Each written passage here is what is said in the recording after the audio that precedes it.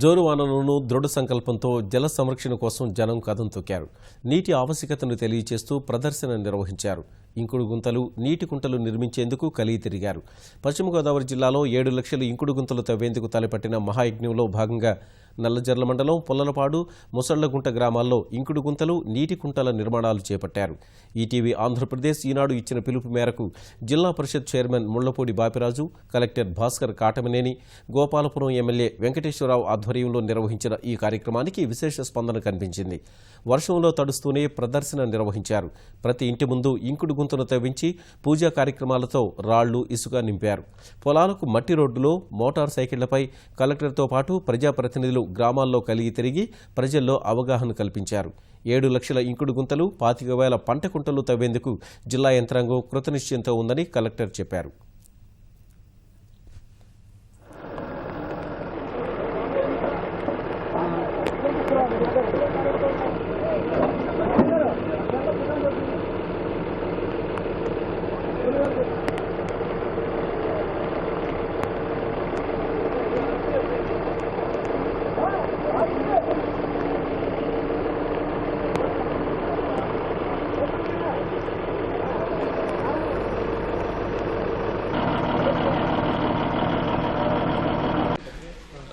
రాష్ట్ర వ్యాప్తంగా కూడా ఇంకుడు గుంటలో పారం పండు తవ్వాలని చెప్పిన ఆలోచనతో గౌరవ ముఖ్యమంత్రి గారు ఇచ్చేటువంటి పిలుపు మేరకు ఈనాడు ఈటీవీ ఆధ్వర్యంలో కూడా వారి యొక్క సహకారంతో కూడా రాష్ట్ర వ్యాప్తంగా చేస్తున్నటువంటి భాగంగా పశ్చిమ గోదావరి జిల్లాలో కూడా ప్రతి గ్రామంలో కూడా ఇంకుడు గుంటలు కానీ పారం పాండ్స్ కానీ తవ్వాలని చెప్పిన పిలుపు మేరకు ఇవాళ జిల్లా వ్యాప్తంగా కూడా అన్ని గ్రామాల్లో కూడా జరుగుతూ ఉన్నాయి.